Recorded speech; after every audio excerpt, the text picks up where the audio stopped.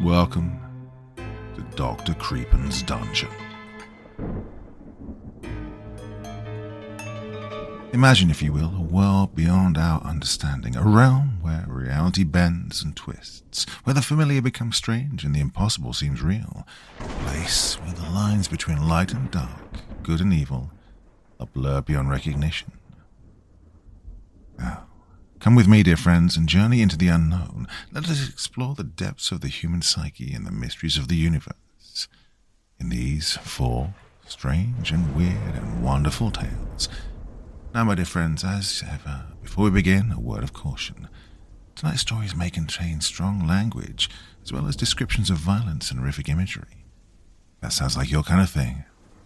Then let's begin. Vera Cox grabbed her favorite blue water bottle and slid on her running shoes. She double-checked to see she had everything and stepped into the cool air. As she rifled through her keyring for the right one, a cold gust sent a shiver through her. After locking up the house, she gave a deep breath and started jogging into the cold, dark night. It was only a few steps before she felt like something was missing and turned around to find her phone had slipped out. She grabbed it and continued her run, cursing herself for wearing the shorts with the hole in the pocket. As Vera jogged down the dark, empty street, she looked up at the cloudless sky. Her headphones were broken, so she just listened to the sounds around her. Cicadas sang their otherworldly song above her head, and somewhere in the distance a dog howled into the night. And then there were her footsteps. They echoed up into the sky as if they were in stereo. They reverberated all around her, making her head spin. But there was something off about them. Each step rang out twice in her ears. Vera listened to it for a few moments and shivered. That wasn't right. She had run this same path for months and had never heard an echo. She cocked her head and began listening harder. No, there was a second pair of footsteps behind her. Someone must have been out on that road with her. Their steps were so synced up she almost hadn't noticed. But then again, what if that was exactly what they wanted? They had to belong to a man, judging by how heavy they sounded. Vera's heart began to beat a little faster in her chest. There was a man behind her, and he didn't want her to know he was there. Suddenly, she felt silly. She had a history of overreacting. She'd once called the cops on a stalker, only for it to be a very persistent Jehovah's Witness. The person behind her was probably just some runner who'd happened to be on the same path as her. Their footsteps lining up was just a coincidence. And then she had a stupid thought. Pretending not to notice the man behind her, she slowed down her pace to see what would happen. She knew the person wouldn't do anything, but she decided to try it anyway, just to put her mind at ease. Without missing a beat, the person behind her slowed down too, masking his footsteps with hers perfectly. A cold sweat broke out on the back of her neck and she sped up. To her horror, the man behind her did too. Was he trying to sneak up on her? Vera reached for her phone in her pocket, but instead all she found was the hole. She blinked back, tears in her eyes, realizing her only lifeline was probably lying on some sidewalk behind her. She cursed herself for not carrying a pocket knife on her. If the man did try to grab her, what could she do to defend herself? Most of the houses in this part of town were abandoned, and even if she did find a house with people in it, would they open the door before she had a chance to get in? Vera's eyes drifted down to a large rock sitting on the side of the road. She bent down and scooped it up mid-stride. Well, it wasn't ideal, but it was better than nothing. For another moment she considered the possibility that this was all just her overreacting.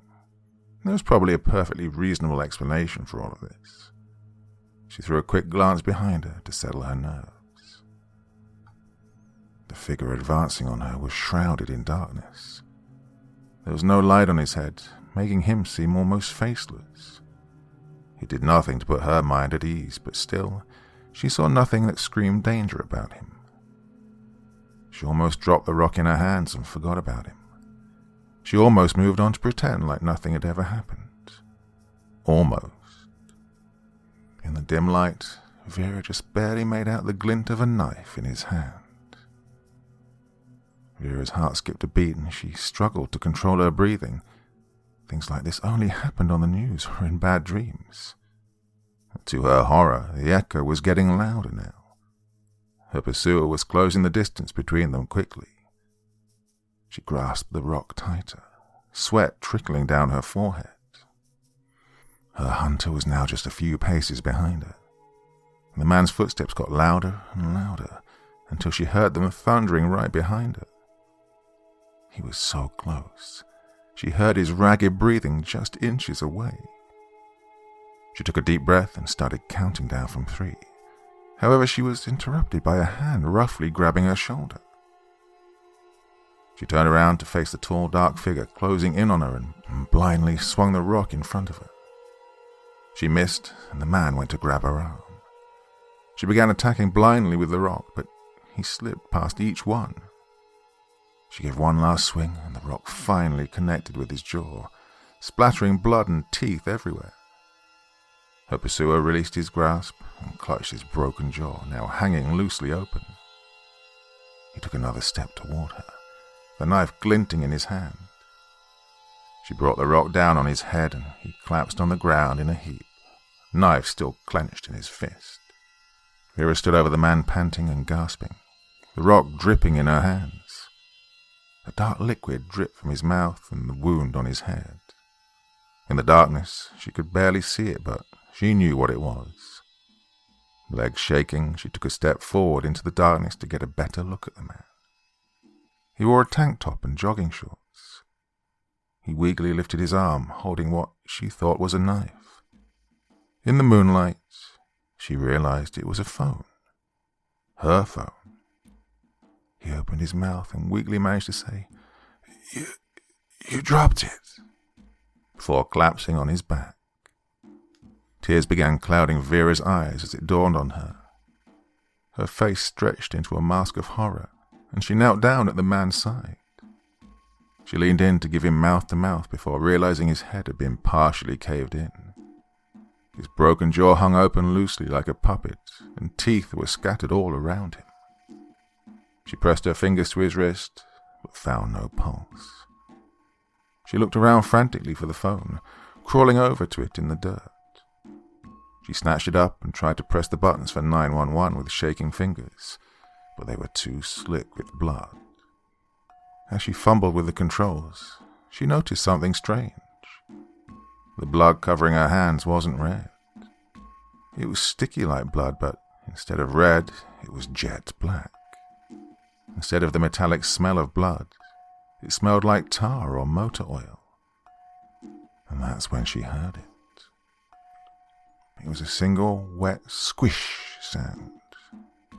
She sat there listening for a moment before she heard another one. It was coming from the jogger behind her.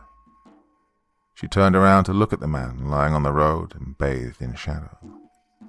Despite having no pulse a few moments ago, he'd sat up and was facing her, broken jaw hanging agape. Vera tried to study his face for a clue about what had happened, but his face was obscured in darkness. His shadowy hand picked something small up from his side and brought it to his mouth. Another sickening squelch rang out. He picked up another, and as she squinted at it in the darkness, she realized it was a tooth.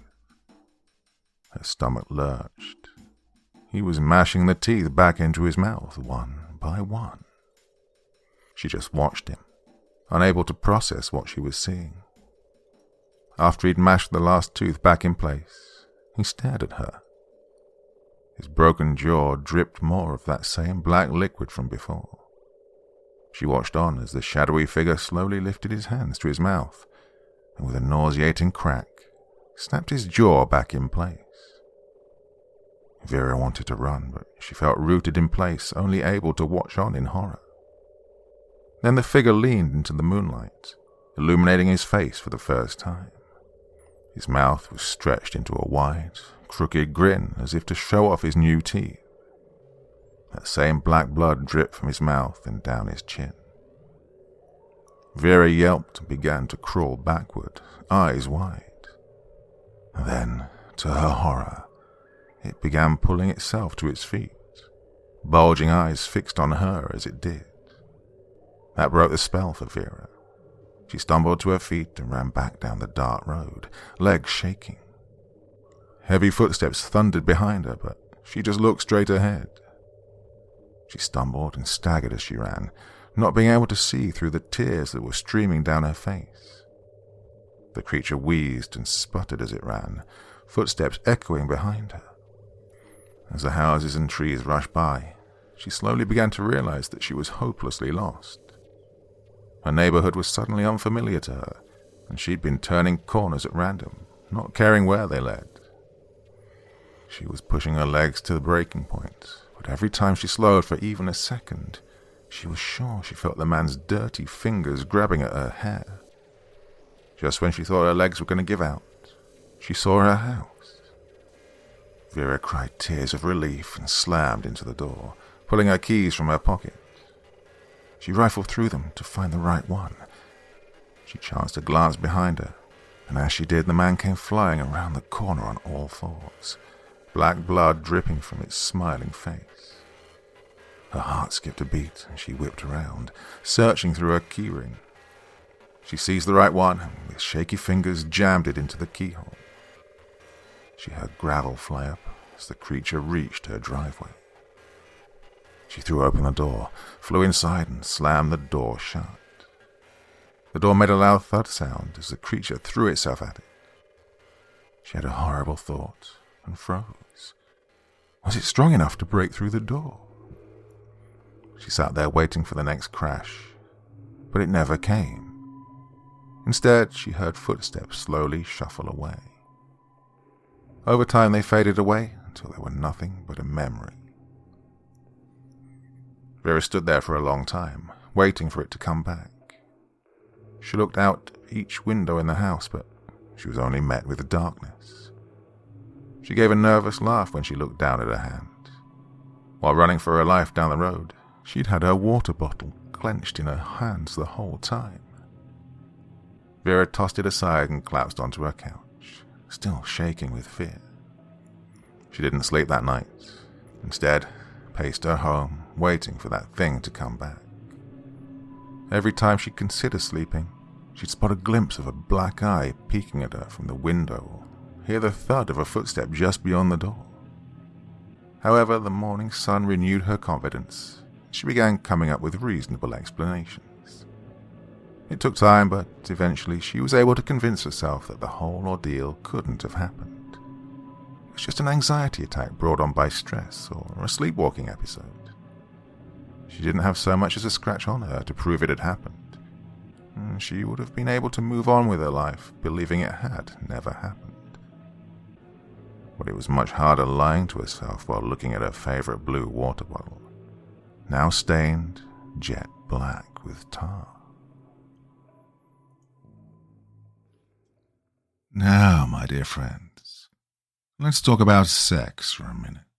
Specifically a company we've discovered called ExploreRome.com. Now there's a case that most of us want more, better sex, so why is it so hard to talk about it when it's such a basic human need? Be the one that's inquisitive and solve the mystery of what feels good to you. Wearing a condom is something everyone has an opinion on, but as a form of contraception and stopping STI, it's second to none, apart from abstinence, which we wouldn't recommend. The issue many people have is the balance of pleasure and safety. Well, now you no longer need to worry. Rome, that's spelled R-O-E-M, not like the city, have an innovative range of sex-positive products, including condoms that are super durable, but also so thin it feels like you're in your own skin. The perfect balance between strength and sensation. To make the most of using condoms, it's important to find the right fit. Rome condoms come in a range from slim fit to large. As well as feeling amazing, all Rome products, including the super silky, not sticky lube, are natural, vegan, and sustainable. The condoms contain 40% less packaging than competitors, so while having great sex, you can feel great about supporting the planet. The packaging arrives in super discreet boxes, so no need to worry about your neighbors or housemates giving you that look. Still not for you? Well, did you know that STIs are on the rise like never before? Don't be left caught out. So, to get 20% off site-wide at explorerome.com, use the code DUNGEON at checkout. That's 20% off at explorerome.com with the code DUNGEON at checkout.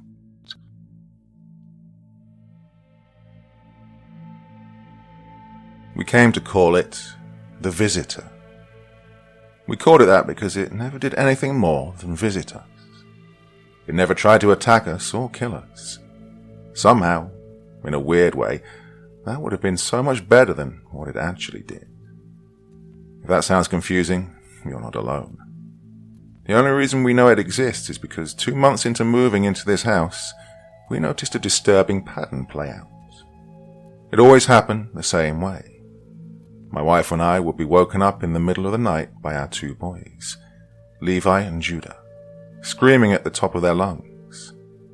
Those were always the nights where we'd wake up covered in sweat, our throats so raw that it felt like we'd just swallowed glass, and slightly nauseated. The first time, we thought it was just a stomach bug, but by the 5th or 6th time, we decided we should get professional help. We went to a mold guy, thinking there was mold in the house somewhere we didn't know of, but we couldn't find a thing.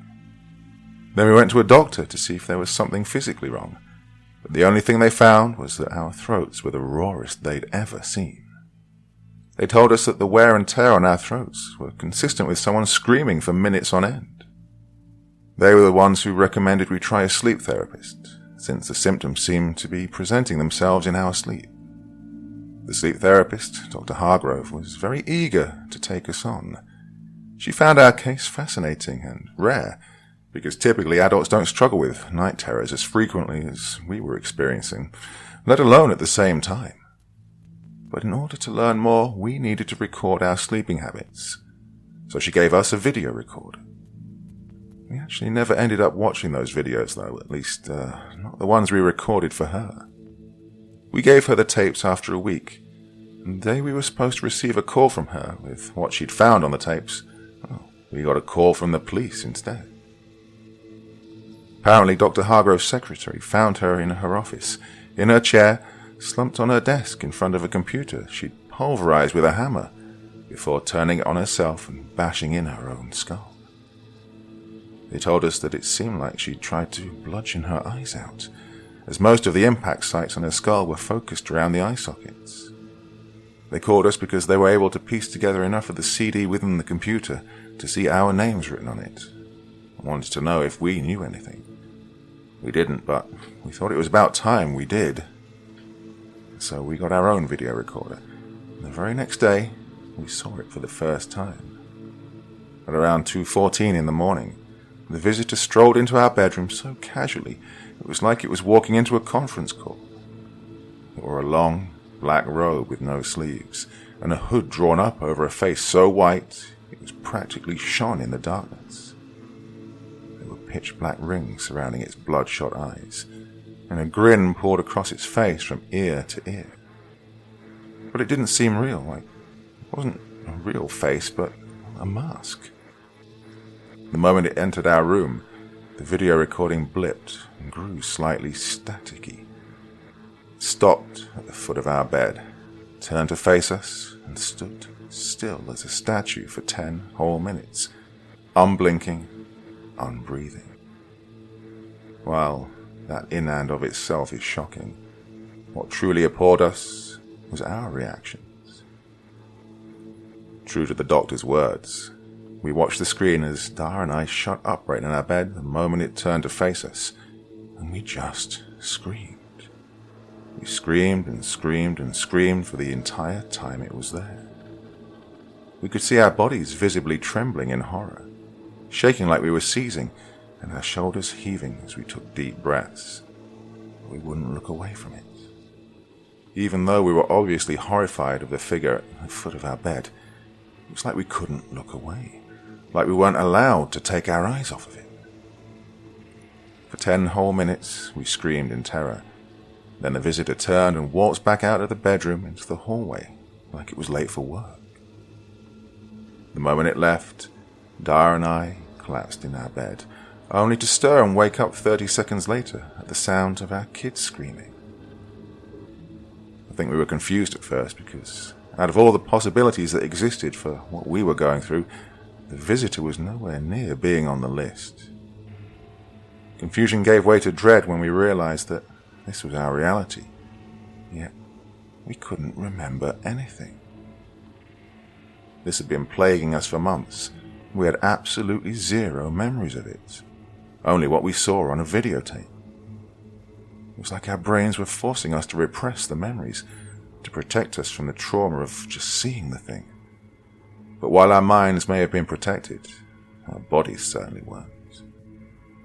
The more the visitor came to us, the more our health was deteriorating. At this point, our hair was starting to go grey. Dread turned to panic when we had to deal with the notion that it might be visiting our kids in the night too. So we set up our video recorder outside their room and turned it to face down the hallway to our bedroom door. We left it there until we had an anomalous night, as Dr. Hargrove called them, and then we watched it.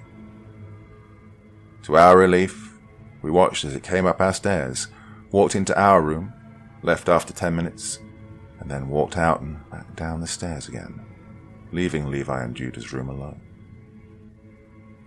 To our curiosity, though, it went up and down our staircase, which meant that it was coming from somewhere downstairs. We debated about whether or not it was a good idea for us to keep filming the visitor, but in the end, we figured we ought to. It's not like stopping the filming was going to make us any healthier again.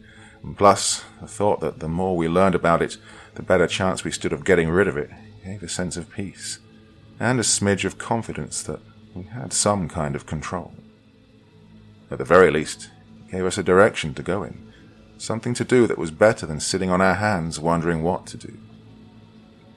That night, I set up the camera in the living room and pointed it down the hallway towards the front door, as I assumed that's where the visitor was coming from, even though the doors were always locked before bedtime. The position of the camera was dead on, as we did catch the visitor, but the location was all wrong. At around 3:23 a.m., the door to our coat closet underneath our staircase opened up, and the visitor strolled right out. 10 minutes later, it walked right back in. The door shut behind it, as if a gust of wind had slammed it shut. That made no sense to us, but nothing really did. The coat closet was literally stuffed with coats, hats, gloves, shoes, shelves, a vacuum, and snow gear. Our kids couldn't even enter it. How the hell was it possible that the visitor could? Where did it go when it went in there? We have no answers. Only the reality. The visitor came from our closet somehow. What commenced shortly thereafter was a series of trial and error tests. We tried locking the closet door only to see the door burst open anyways. We placed our couch at the foot of the staircase, hoping it would deter the visitor, only to see it scale the couch like it was stepping over the curb, without so much as breaking its cold stare. We tried to leave all the lights on, but when it walked through the house, the lights would turn off wherever it happened to be. We even tried to rig a Home Alone-style trap involving a bucket of nails hanging over our doorframe, but they just bounced right off. And the ones that did manage to embed themselves in its body didn't even make it flinch. We were running out of ideas. We even tried staying with friends for a couple of weeks, just to get out of the house. They were going on vacation in Italy, and were more than happy to lend us their home. For 13 days, we got the best rest we'd gotten in a long time. But on our final night there, the pattern played out. Kids screaming, throats raw, nauseated, exhausted, another anomalous night. Hopeless doesn't really even begin to describe how we felt. knowing there was nowhere we could go to escape it. We were getting desperate. Oh, and just in case you're wondering why we didn't think of boarding up the closet in the first place, all I can say is that pride is a funny thing. Even while this terrible ordeal was draining us of our spirit and life, we didn't want the burden of having to explain to family and friends why our closet was boarded shut. We couldn't think of a story that made enough sense without making us sound crazy, so we tried to avoid anything that we deemed too out there, because we didn't want to be known as the couple who had 19 deadbolts on our bedroom door. In hindsight, though, I really wish we had swallowed our egos. We stopped recording a couple of weeks after that. There was nothing new we were learning, and I could tell that it was affecting Dar more than it was affecting me. It was breaking our heart knowing that the boys were crying at night because they were forced to hear their parents screaming their brains out from just down the hallway. We got the loudest white noise machines that we could afford to put in their rooms, and that helped. Dar was still suffering. We were no place financially to sell the house and buy a new one. We felt stuck. The worst part was that I could see her wasting away. Dar was lively and bubbly before moving into the house. That's a big reason why I married her. She was so full of spirit. But it was getting to the point where I couldn't remember the last time I'd seen her smile. She was losing weight, losing sleep, and losing her sanity. It was so bad that I began to wonder if something different was going on. I began to think back to Dr. Hargrove, how she'd bludgeoned herself to death when she saw the visitor on our video recording. Why hadn't either of us tried to kill ourselves? Why were our brains successful in repressing the memories, but hers wasn't? What was different in our case? I had 0 ideas. That was the point I started getting angry. If you've ever seen the movie Paranormal Activity, there's a scene near the end where the guy, Micah, gets super pissed because the demon has been tormenting his girlfriend, Katie, relentlessly. Katie wants to reach out to a psychic, but Micah refuses and says something like, "This is my house, you're my girlfriend, I'm gonna frickin' solve the problem." That was the kind of rage I was feeling. It's a kind of rage born out of a sense of helplessness, but I couldn't do anything to get rid of the visitor. I couldn't do anything to help my wife. But I was angry, and I vowed that somehow, some way, I'd save my wife and get rid of the visitor for good. I'd save Dar. But if you've seen the movie, you know how it ends. 2 months ago, Levi got up in the middle of the night and called out for me. I went to check on him, and he asked me for some water.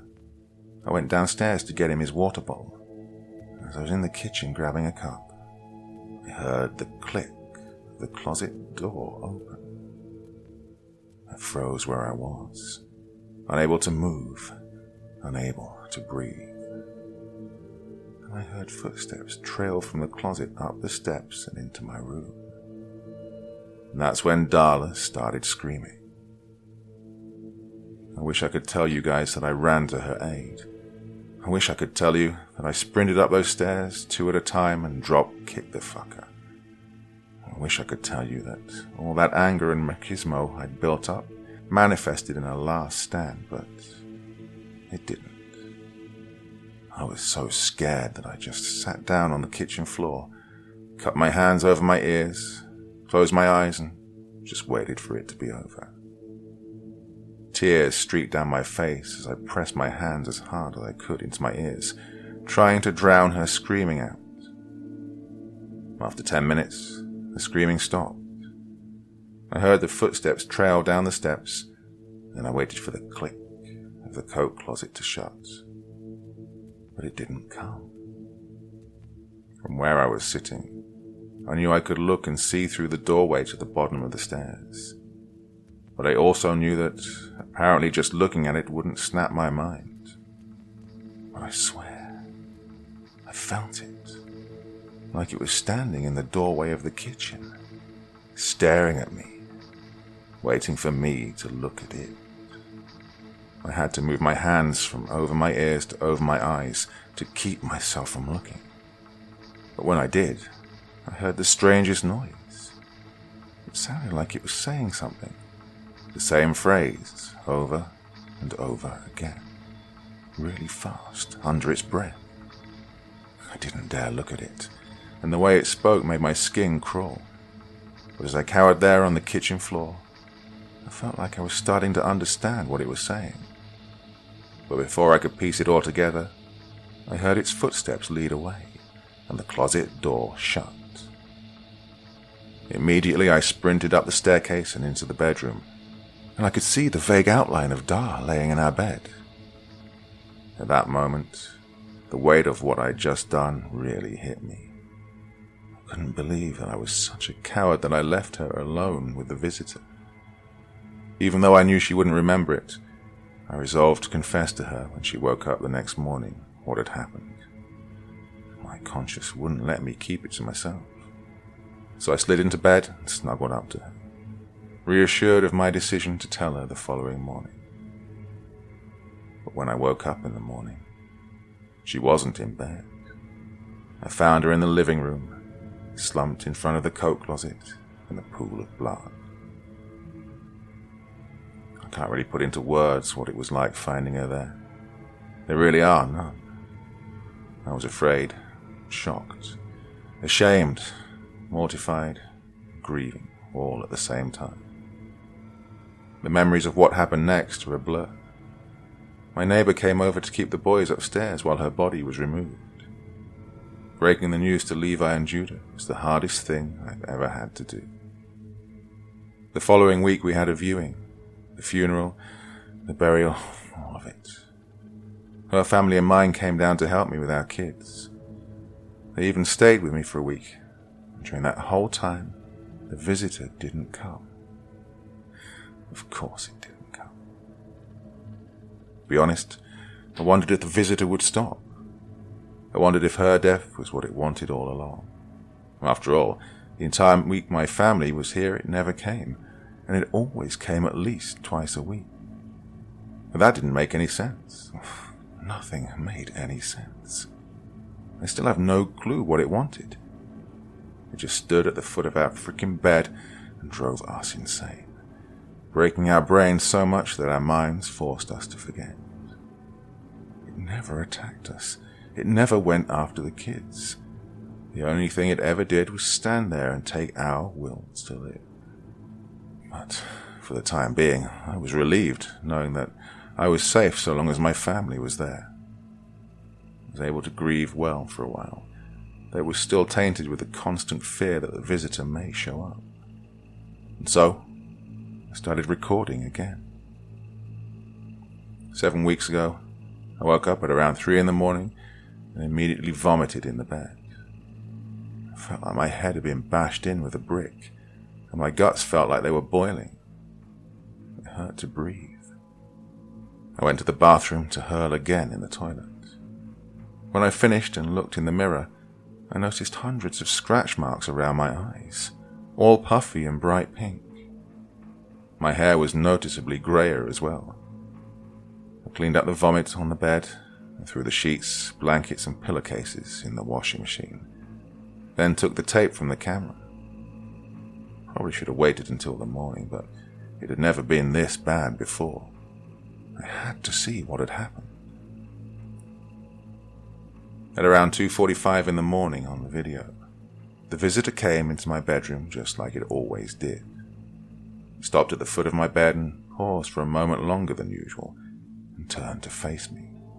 But rather than jolting upright and screaming, I slowly got up on one elbow, pushed myself into a sitting position, looked at the visitor, and began to weep bitterly.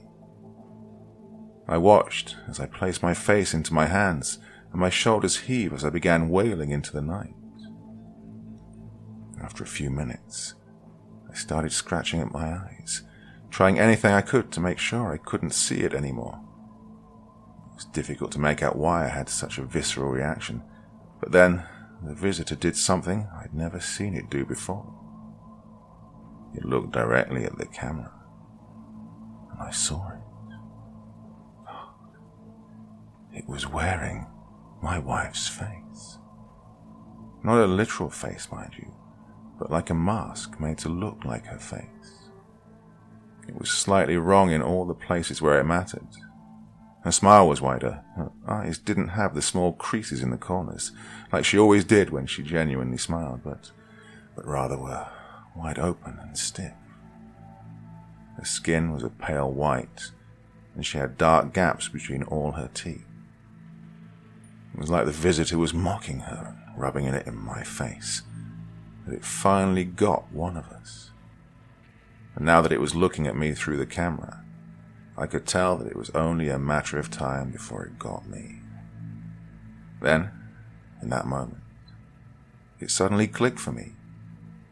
I knew what the visitor was saying that night I cowered in the kitchen. She is mine.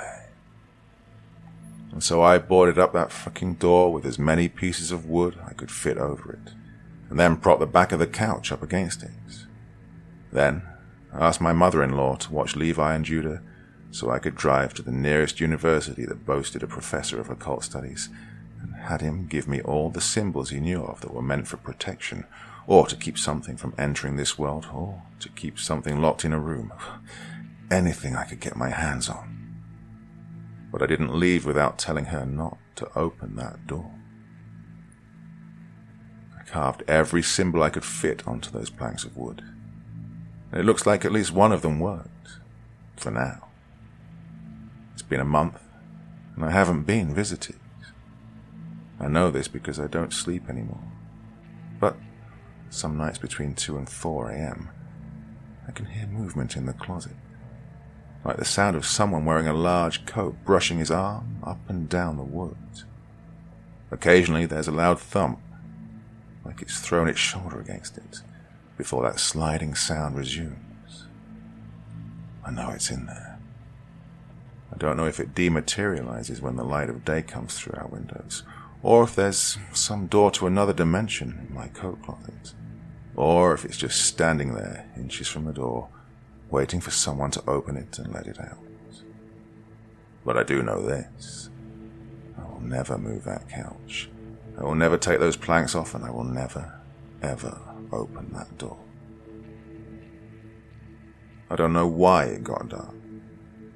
I don't know why the two of us lasted so long when Dr. Hargrove couldn't last a single viewing of a tape. I have an idea, though. I wonder if it was because Dar and I were together. That somehow the trauma was lighter on us because we had someone to share it with. So when I left her alone with the visitor, alone to take all of it by herself, because I was too chicken shit to face it again, it was too much for her. But at the end of the day, I just don't know. What I do know is this. Do not buy this house. I don't know if the realtors have to share stories like this, so I'm sharing it with you now. When I'm long gone and my boys have moved out and started lives of their own, let this house die with me. But if, for some reason, this story hasn't steered your way, if for some reason you must buy this house, then heed this warning, and heed it good. Do not open that door.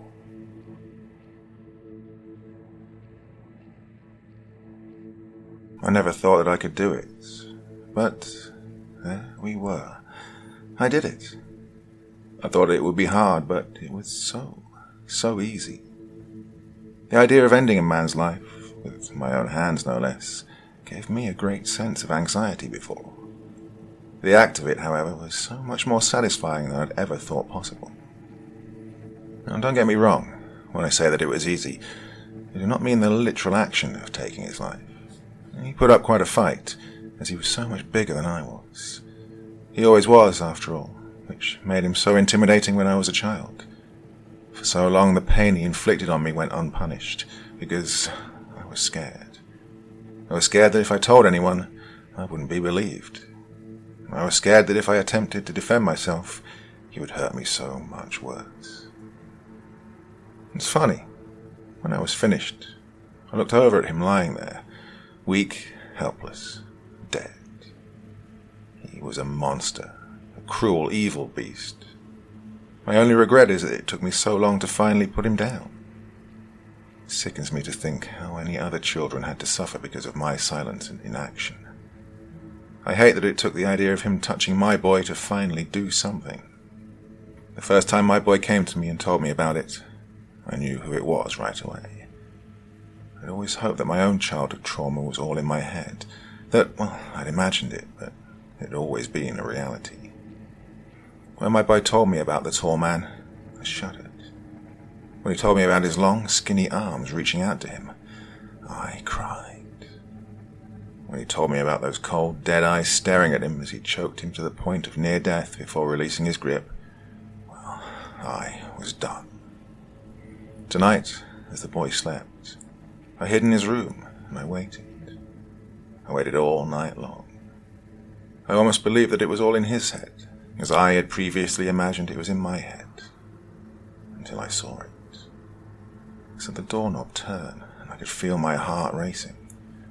The door opened, and there it was, the tall, skinny silhouette. It became bigger as he began to walk toward the boy's bed. I gripped my baseball bat and struck first. He turned around in surprise as I swung him with all my might. He dodged it at first, and then grabbed me by the throat. He cursed as he screamed at me before I smashed his face with my forehead. I quickly grabbed the bat again and swung once more. The bat broke in half as it smashed over his head. He screamed so loud and it was so disturbing that I almost threw up, but I kept my cool. He fell to the ground and I mounted him. Remembering my childhood, I began punching repeatedly. Thinking about how he hurt me, I kept on punching. Thinking about how he hurt my boy, I began punching harder. I kept on punching until there was nothing left to punch but the floor, stained with blood and fragments of bone. When I was finally finished, I took the time to calm down and think about the situation I was now in. I looked over to the boy, a look of shock, fear and confusion on his face. It was then that I remembered that he was not my son, but my patient. I remembered that it wasn't my monster that was hurting him, but his own. I remembered that my own monster is still out there, hurting God knows how many children, and until I find him, I'm going to settle for the monsters of other children who come to see me in my office. This was the first, and there are so many more to go. Lucky for me, my mask hides my identity, so the boy doesn't know who I am. All he knows right now is that he won't be hurt anymore. Before too long, the light in the hallway turned on, and I could hear his mother call out to his father. I quickly escaped from the bedroom window that I'd snuck in, and could hear the scream of the mother calling out the name of the father. I killed a monster tonight, though only the boy will ever know, unless he decides to tell the police about the abuse his own father had inflicted on him. Oh, I have so many patients with their own monsters that I need to deal with. Parents, teachers, and every other monster that has touched these children will be hunted and slaughtered. One day, I will track him down. I'll kill my own monster.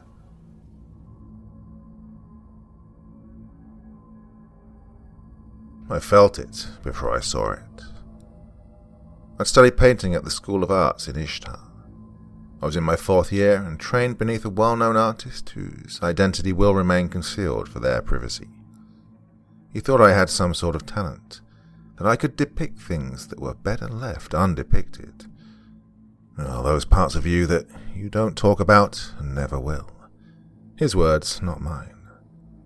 I didn't believe him, but I appreciated the interest nonetheless, given the fact that, to everyone else, I might as well have been invisible. I wasn't creative, and couldn't come up with an original idea to save my life, but there was something wrong with my dreams. They were always nightmares, every single time. When I was a teenager, a therapist convinced me to start recording them, but I didn't like to write, so I painted them instead. And that's all I ever did. Even after I told my instructor, his interest only grew. He always was a bit odd and seemed to think that I was in tune with something, Something else. Something beyond the sky, beyond the stars, beyond everything that we could physically touch. Before all of this started, he offered to guide me on a psychedelic journey, as he put it, to try and better understand my condition. The thought of taking anything always terrified me, even more than the nightmares. The thought of no longer being in control of my surroundings and the things that I saw, but unlike in a dream, this world could harm me. This world could kill me. I didn't like to think that I was a coward, and so I agreed. And that was my first mistake. I don't actually remember that night. He only told me that beyond a certain point, I seemed to lose contact with the world. I lay perfectly still on the ground, and I didn't say a word. I wouldn't respond to anything he asked or did. I just wasn't there. After the trip had ended, he told me that I left and that I swore I was fine, though I didn't respond when he asked me what I'd seen. For me, all I remember was waking up in my bed, back at home, feeling like I hadn't slept in a year. My skull pounded with the worst headache I'd ever experienced, like my brain was being squeezed in a vice. When I got up and looked in the bathroom mirror, I could see tears of blood dry on my cheeks. I immediately thought that something was horribly wrong, and I started thinking about all the terrible diseases that it could have been. And yet, at the same time, I also knew that I was a hypochondriac. I almost went into debt from all the useless visits to emergency rooms that I'd had in the past, and it was never anything real. It was just my brain playing tricks on me. And so I talked myself down, and even though I had every right to be concerned, I brushed it aside and assumed that it was nothing. I came up with convoluted scenarios in my mind that could have somehow led to the symptoms that I felt. I always tried to rationalize it. It wasn't sickness. It wasn't magic. It was psychology, and I would find a way through it, just like every other time. It seems so stupid when I look back on it now. The next morning, I was taking the train to school, minding my business in the second-to-last car, in one of those backward-facing seats, because I'd determined that to be the safest possible way of sitting on a train. If you sat in a regular seat, you'd be thrown forward if the train came to a sudden stop. And if you were in the very last car, you risked being rear-ended. Well, sorry if I fall off track. I'm not in the best state of mind right now. Anyway, I was sitting in the back, looking out the window as the world rushed away from me, eyes on the glass skyscrapers that sliced up across the clear blue sky. There weren't many people around me, just students trying to get a half hour of sleep before class, or cramming in some last-minute studying. I felt so tired from whatever had happened over the weekend. Not a regular kind of fatigue, but a dissociation, where I didn't feel like I was entirely situated within my own body. Then, it stopped. A cold sweat began to cling to my skin, and a sensation of absolute dread intensified within me. I felt like I was in danger. I looked around me, completely alert, but nothing caught my attention. My heartbeat hammering in my ears, I glanced out the window, and that's when I saw it. It was so odd that I didn't really know what I was seeing at first. There was a middle-aged man, black peacoat and blue jeans, standing on the roof of a building below the tracks, the slanted shingles beneath his boots, staring directly at me as the train passed him by. There was no reason for him to be there. He wasn't dressed like a worker of any sort, and this wasn't a roof that was meant to be accessed. He looked like anyone you'd see on the street, but for some reason, he was there, and he was looking up at me, his face blank and expressionless. The train passed by him so quickly that I almost thought I was hallucinating. I tried to look back, but the roof was out of sight. I glanced at the other passengers, but nobody else had seemed to notice, even the few people that were staring out of the window, and they should have, by rights, seen him. Once again, I rationalized it. I was an overly cautious person, prone to overthinking things, and I knew it, so, well, I just brushed it off.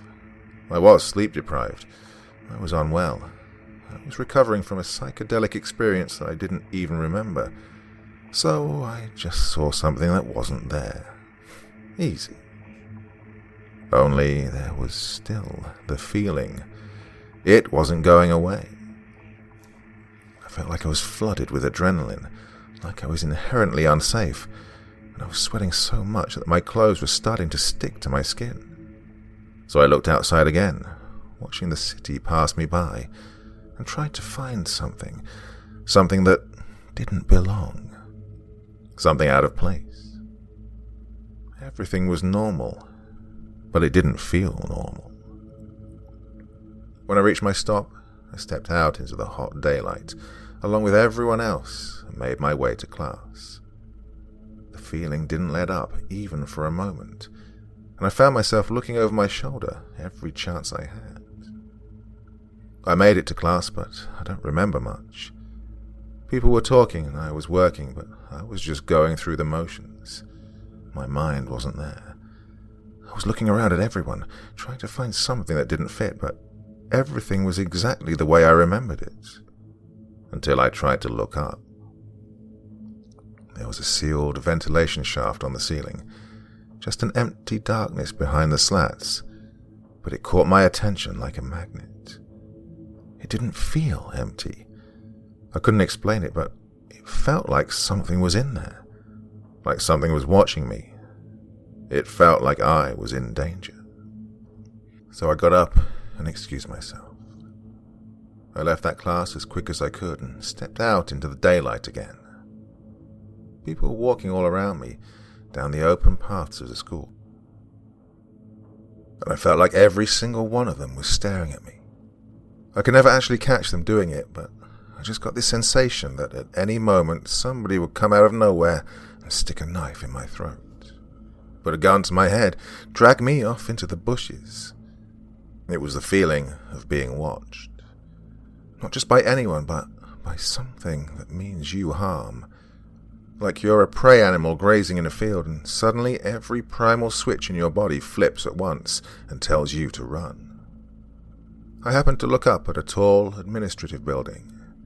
It was used to house the offices of all the professors. Through one of the windows, maybe on the 16th floor, I could see a woman standing perfectly still, staring down at me. She was dressed like she belonged in an office, like she belonged in that setting, but she didn't. I waited for what felt like minutes, and watched as people passed behind her, but they never acknowledged her existence. She just stood there and held my gaze for as long as I could bear it. I looked away. I needed to go home. I needed to get away from there. I picked up the pace and walked back to the station, and all the way my eyes caught on anybody who lingered just a moment too long. They'd look back at me, confused, or turn away and do something else. They were never it, whatever it was. Whatever it was watching me, stalking me. I got on the train, which was now packed full of people, though I managed to find a seat near a window. I wanted to be able to see it. The train started moving, and I kept my eyes peeled on the horizon of endless skyscrapers as they rushed by me, looking down at any rooftops that waited beneath the tracks. I could still feel it. I knew that it was watching me. And then I saw it. We passed near a bridge of glass and metal that joined two shopping centres, and upon the swooping arches of steel that were fastened above it, an old man in rags stood in silence, his tattered fabrics hanging from his slender frame in defiance of the wind. He watched me, expressionless, his eyes shifting with the movement of the train. I nudged the lady who was sitting next to me and pointed at the man outside. "Do you see a man right there?" I asked. "On the bridge, standing on top of it." She looked out of the window, and then back at me, her expression alarmed.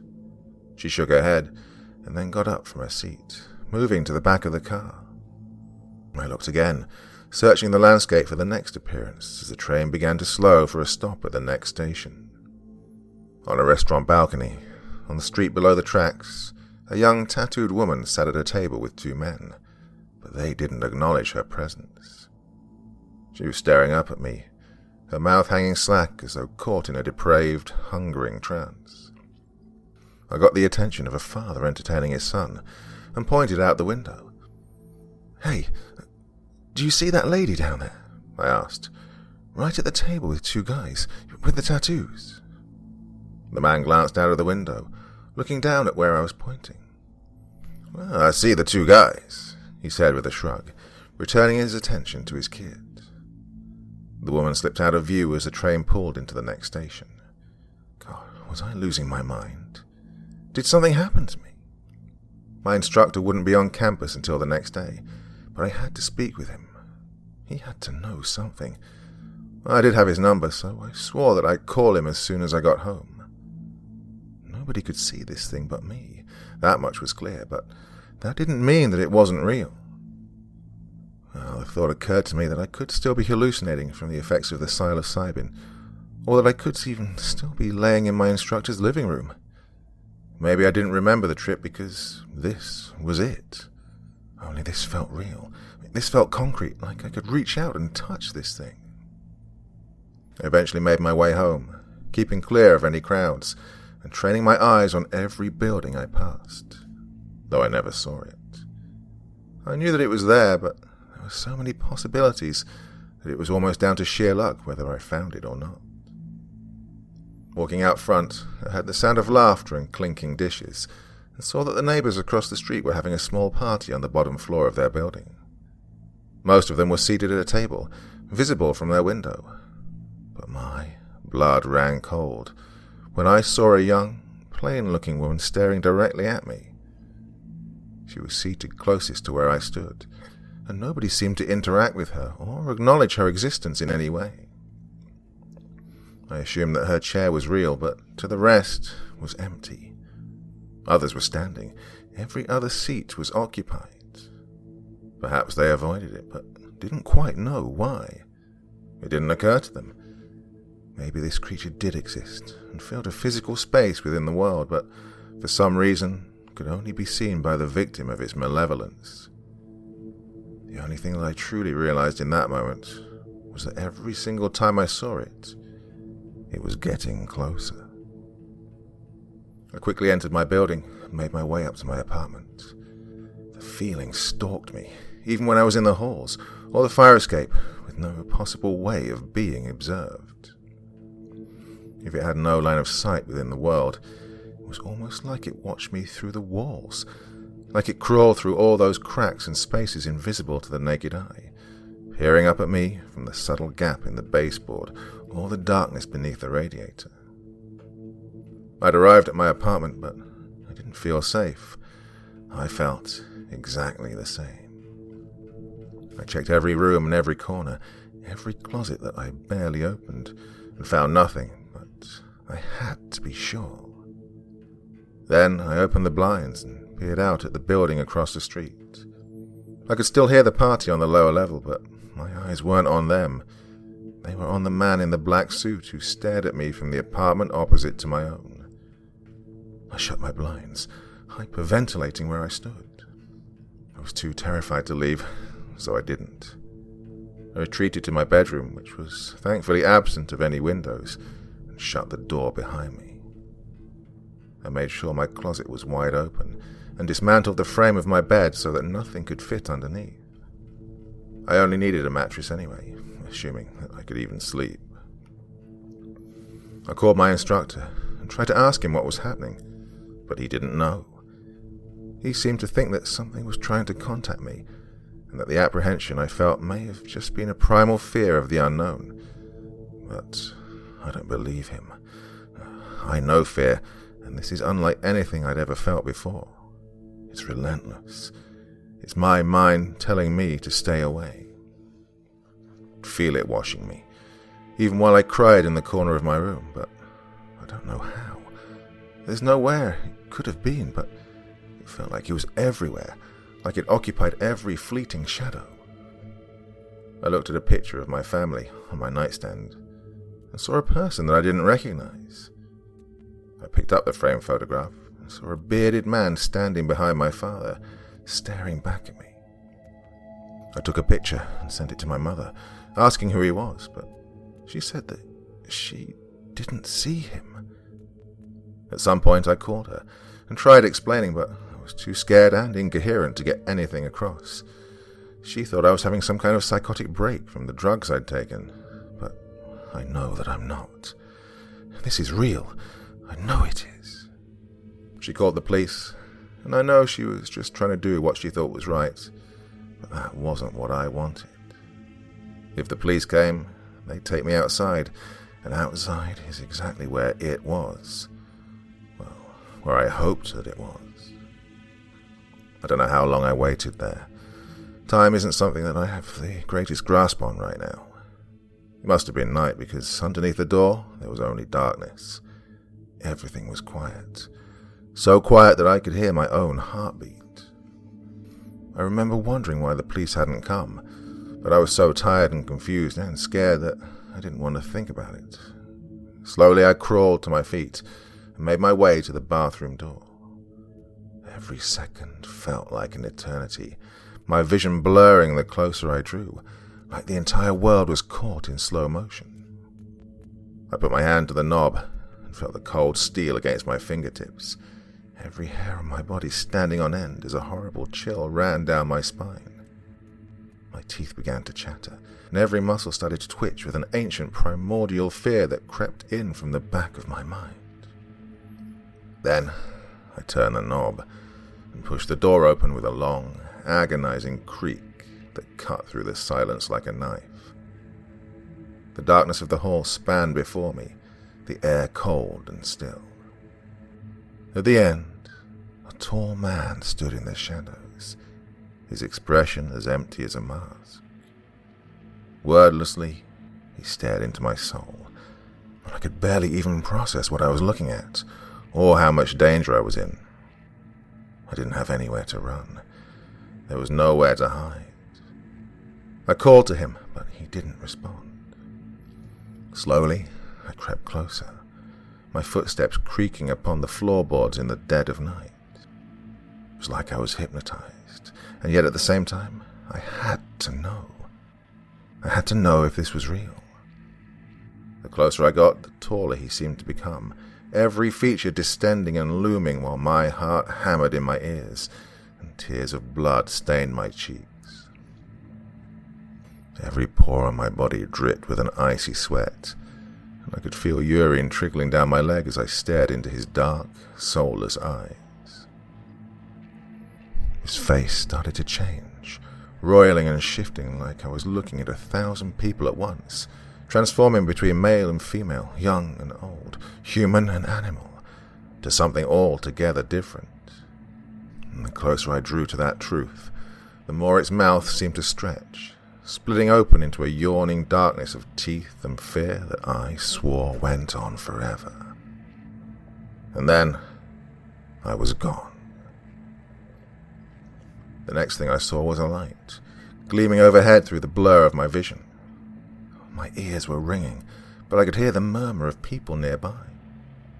I was lying on my back on a hospital bed, and my head was pounding with the worst headache I'd ever felt. They put me on some sort of sedative, and it wasn't long before I fell back asleep, whether I wanted to or not. All that I dreamt about was that man, cornering me until I wanted nothing more than to die, until his jaws unhinged into a shadow so deep that even the memory of light disappeared forever. I could feel the cold slickness of his throat, the teeth as they cut into my mind and ground my soul into a tattered pulp. I could feel the horrible agony of every single moment, until I finally realized what it wanted. I woke up at some point, but I don't recall much. I said whatever I had to say to get out of there, anything to get back home again. I remember taking the canvas out of storage and getting every paint that I had. I remember mixing them, churning them with my own blood and vomit and every bodily fluid that I could find until my palette contained the most vile shades that my mind could comprehend.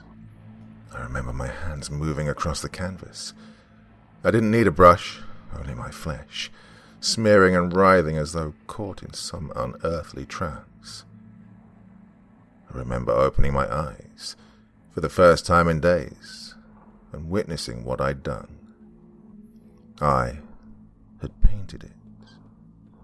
It wasn't in my head anymore. It's in front of me. I can feel it watching me. I can feel it cutting through my thoughts. It's eating me, and I can barely move. I shouldn't have done this. This shouldn't exist. I just want to die.